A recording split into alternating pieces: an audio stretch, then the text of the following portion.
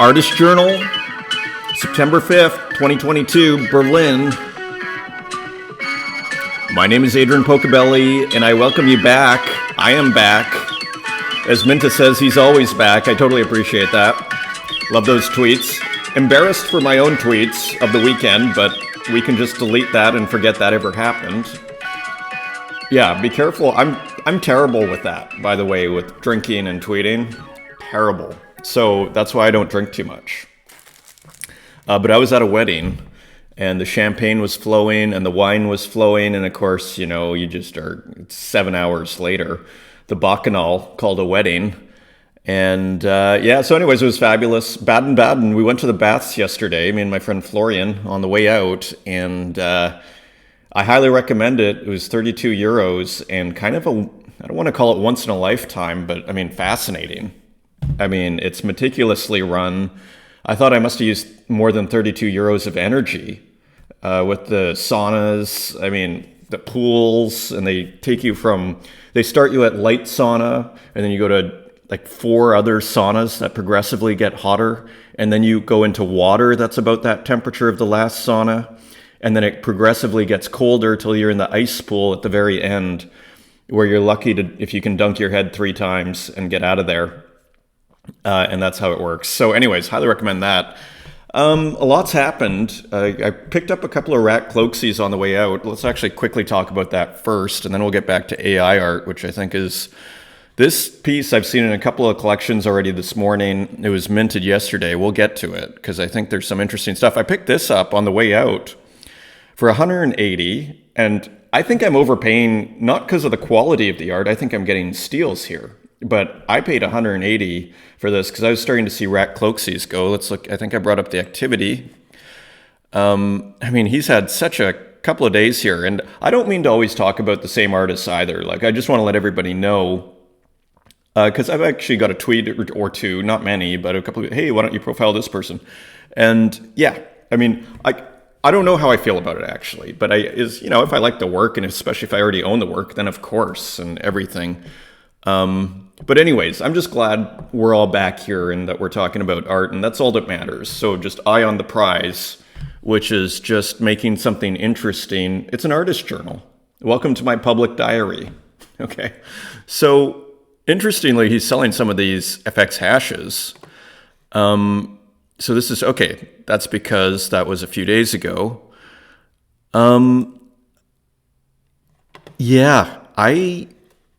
I saw that this one of one here went for 160, and I was like, ooh, this is getting more expensive. I think we talked about it last episode or the one before, so I was like, I should pick up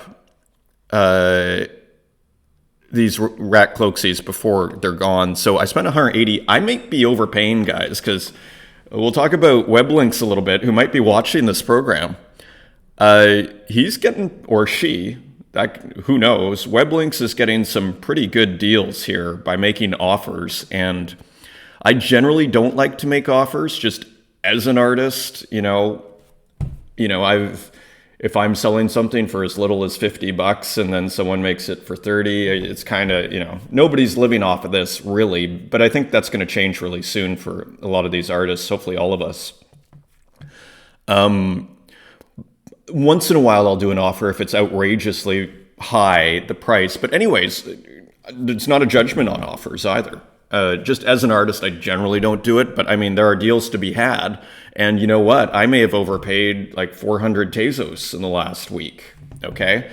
Do I mind? Well, whatever is how I'd put it. Like, of course, everybody wants to get a better deal. Who doesn't? But at the same time, it could have stimulated a lot of buying because I picked up these two. This beautiful work here, Victory Craft, just another spectacular work, which many of you have seen, Microsoft Paint work. We don't want to go through all the rat cloaksies too quickly. Like, we'll always come back to these works. Don't worry, guys. This is a daily thing in theory, with me taking days off whenever I can't make it here. And I also wanted to pick up this, which I picked up for 85.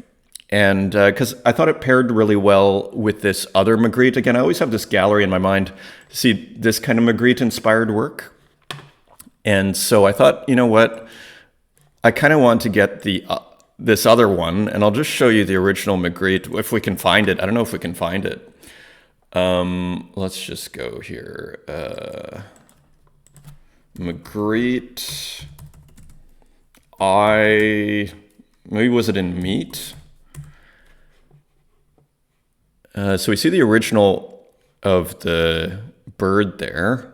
Here it is. Okay. So, well, actually, no, that's someone parodying a Magritte. Here we go. This is the famous. So another classic sort of Magritte move with our tiny Wikipedia image here. This is outrageous, by the way, that all this is happening. Google, Wikipedia, whoever's doing these tiny, this is outrageous from a purely art education point of view. Here we have the internet. I mean, just to point it out, here we have the internet. We finally can share the world's information, and then we're sharing 300 pixel images because we can't get along, basically, because someone wants their take, okay? It's outrageous, okay? So here we see kind of this eye in the meat. Now, it would be great if we had the title of this, because Magritte, again, Cozy Warik, so the portrait. And again, with Magritte, the title is a part of the work. I don't know what that means. We could look it up, but then this show is going to go long. But we will always come back to Magritte over time because he's kind of, in my universe, he's kind of seminal and very important. Former graphic designer, by the way, but a spectacular painter. Remember we were talking about the umbrella and the sewing machine, the marriage of an umbrella and a sewing machine on an operating table. Well, that's Magritte in a nutshell. And again, Magritte, he called Lautréamont's Les Chants de Maldoror, the Black Bible. It was like considered the Black Bible, quote unquote, of surrealism. So a very important, okay, so just kind of going through our show ahead of time here. So this is what I want to get to. So just the market action, just some interesting market action. So I picked up these two, and then we saw, so Weblinks picked one up after, and then over here too. So I picked this up for 180, then it got listed for 150, and I'm probably overpaying for everything here because someone was probably like, I would have given it to you for 100 is probably what someone thought. I didn't realize someone would pay that much, which I still think the valuation is off the charts, and it fell off the charts at the bottom is our valuation on a lot of this art. And anyways, then we saw, again, Weblinks came in at 150, picked it up. There were two sales, actually. So this show may be having a little more impact than, frankly, I might be comfortable with. Again, I'm not really selling other than my own work. So, it's all transparent. It's all there on the blockchain. But yeah, I'm not really selling. But what I want to point out is at some point I may. But again, my incentive is for a year from now when my taxes are done. And I still have a beautiful museum in my mind, which is why I bought that other one. Okay, so it paired the two Magrittes pairing up together. But I just wanted to show, like, now it's 850 for this thing that I paid 180 for. At first, I felt kind of dumb. I was like, oh, maybe I paid too much. Oh, well, what are you going to do? But before you know it, now, good luck getting it. I'm sure you could get it for less than 850, but who knows? You have to get someone to accept it. So just some interesting market action on the way out. I want to take a quick look at this work here, which is by Strange Thing, who calls himself an AI surrealist, which sounds pretty smart too, because they seem to go very well together, almost hand in hand. And this was a particularly strong work, I thought. It really grabs out, and that's why I think I saw it in a couple of collections already today. And again, so it brings up this whole issue of how do we value AI art, right? Because there's almost two ways. There's the collector's perspective and there's the artist perspective on what to do with AI, and probably somewhere in between we meet. But if I have my collector hat on, I'm not as excited to buy an AI art right now if it's just pressing a button, because then I go, well, if I know the right word formula, and this is another thing, these are preliminary thoughts on AI here, because I haven't used the tools yet. I'm hoping maybe this week, or let's see, we'll get to when we can get to it soon, because a lot's happening with it. I was thinking this is like AI summer here. It's not JPEG summer, it's AI summer, because we're seeing again, like to me, that is what's going on in the visual arts right now, is this AI thing and what to make of it, which is basically why I'm talking about it here. Because from a collector's point of view, if I think that someone just presses a button with a clever word formula, I have a tough time, say, spending what I spent on that Rat Cloaksy there, 180 Tezos, because I just go, well, if anybody can do it, and I'm not against that idea. I mean, this is another thing. And again, I always seem to be coming back to Max Ernst, which is significant because I love Max Ernst. But I think but I don't necessarily think of him as necessarily my favorite artist. I think he's an incredibly important artist, and I think it's coming out in this show of how important he is. He has a work called Beyond Painting. I had to study Ernst a little bit for my little master's thesis thing. He has a work kind of like a manifesto called Beyond Painting, which I don't even know if you can get it on the internet. Like, it's kind of that obscure. And I seem to remember him saying something to the effect that talent is not necessary. Okay, so we're kind of back to this idea, whether he said it there or someone else or somewhere else, or just the idea itself. This idea that, in a sense, art can be just a decision, a choice. It's almost reduces art to a curatorial decision, which is kind of sad. Like, so where's the poetry in that? Is the poetry in the choice, right? Because artworks, as we've been talking about, are a whole bunch of decisions, okay, with some, and now there's also inspiration comes into the mix, but there's a lot of decisions. So anyways, the reason I'm bringing all this up, again, AI is kind of central, and this work really popped out. So this is again, you can get it for 50 cents. It's an edition of 1,000. Strange Thing calls it an open edition, but I guess for all intents and purposes it is. But look, there's only 787 left. So this has been selling really well, and I'm not surprised. I mean, it looks like a Flemish oil painting, like a Van Eyck or something, right? It's got that super brilliant oil color that you see in like 1500s, 16th century Flemish oil painting. Let's just quickly look at Van Eyck. 8Bidoo's back up, guys. You can see my 8-bit nature work here. I'm really proud of this, actually, this little series. And again, I was saying it worked as prints, and I have other ones too that I'll probably add because it's working again. Just a quick thing. Van Eyck, Jan van Eyck, I think the Portrait of the Couple is what this reminds me of. Yeah, I mean, it's super famous. We'll see what kind of image we get here. Yeah, 400. Okay. I think this is in the Louvre. So how do we find that out? Just getting everything together here, guys. Yeah, so 1434, actually. So he's a little earlier than I realized. I mean, I believe the pioneers of oil painting were in the Netherlands, and I guess you'd call it Flemish, like Belgium, that whole area.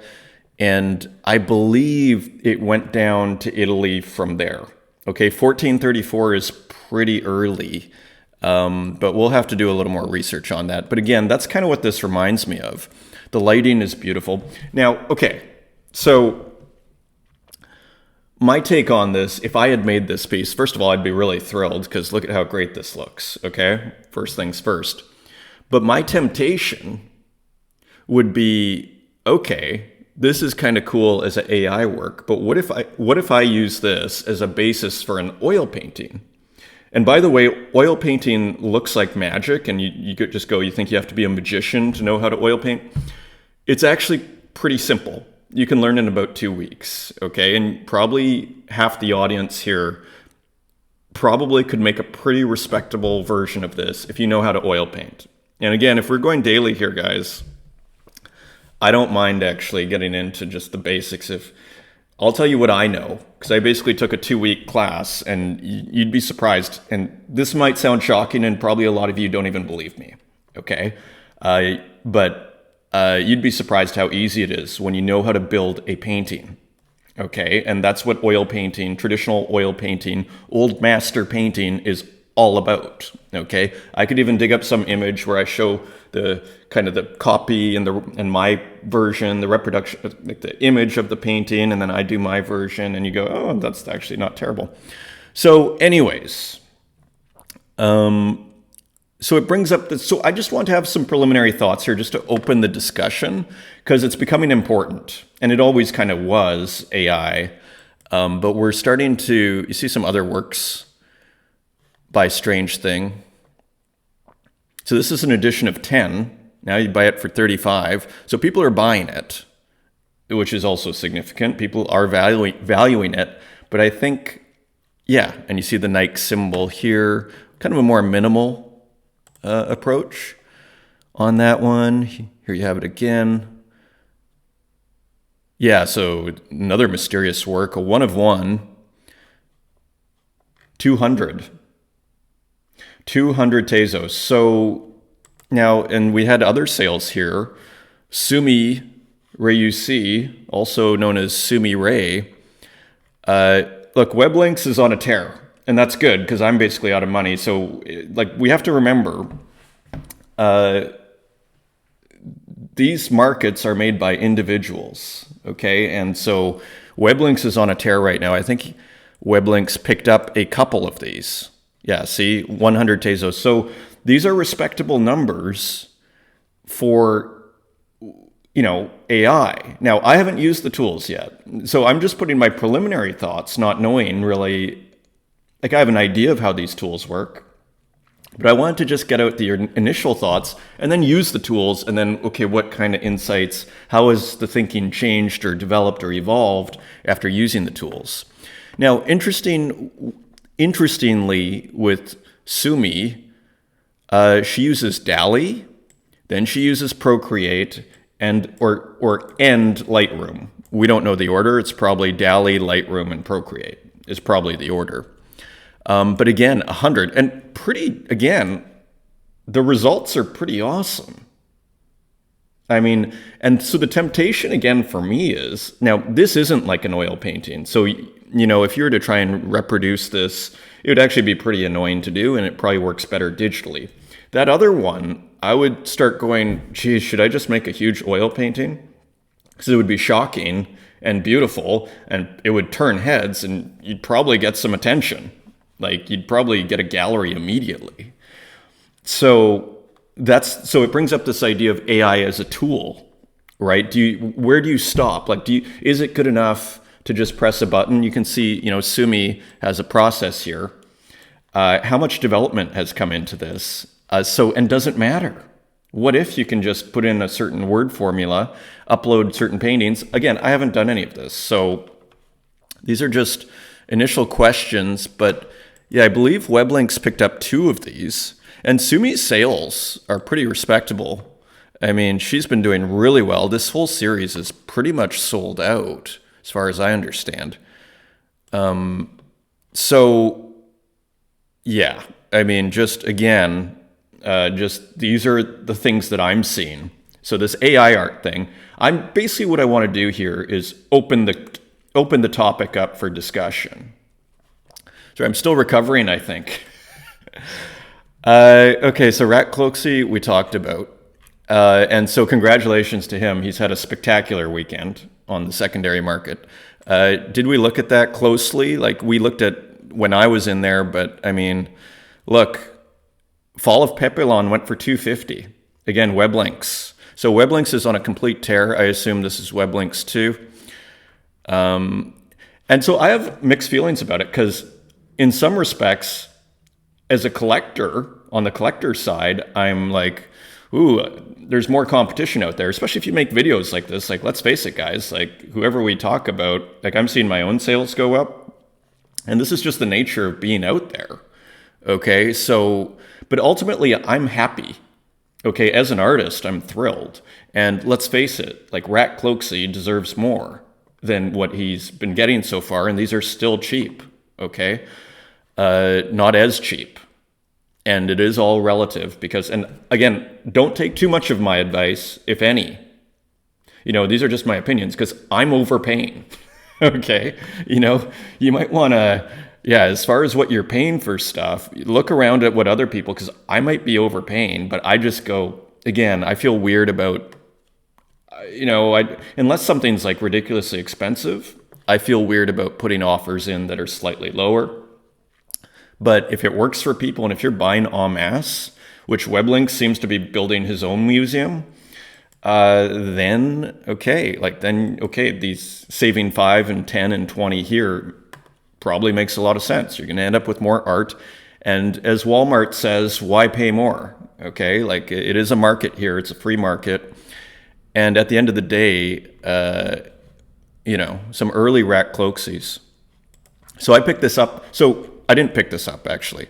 So this is WebLinks, and then the collector listed it.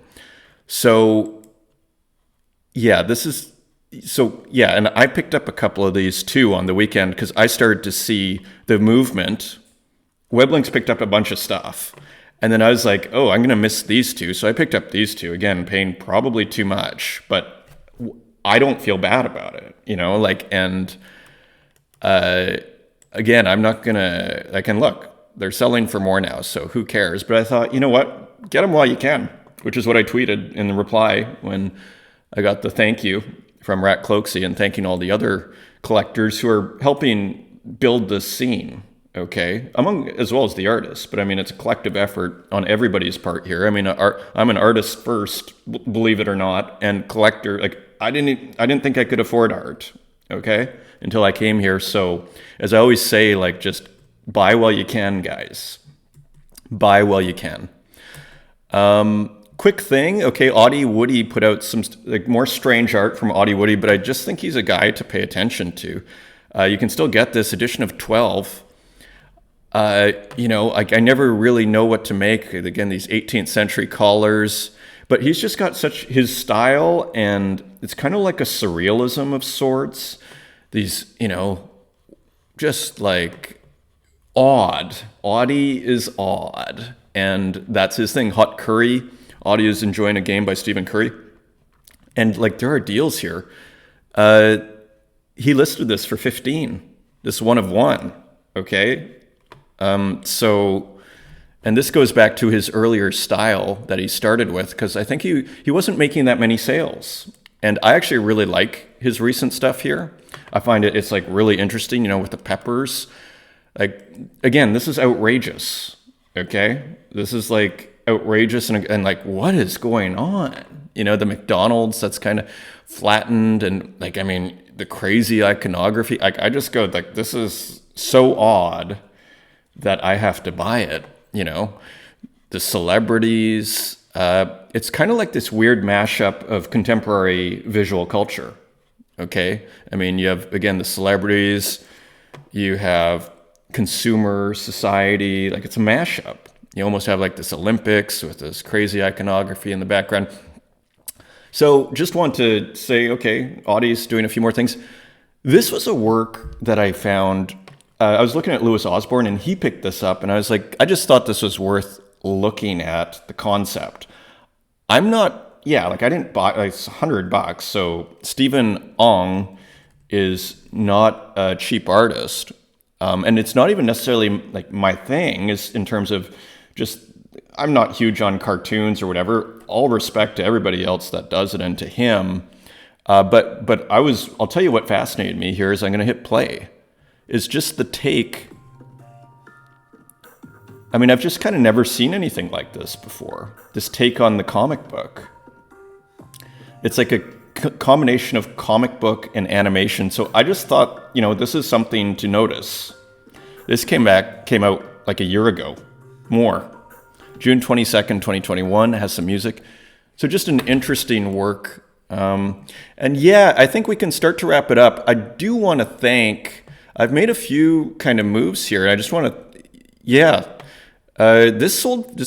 TR909 sketch sold for 22. So I was pretty thrilled about that. So thank you. I've been in wedding land, hanging out. So thank you to this, I guess we call it an anonymous collector, for buying that. It's a healthy price there.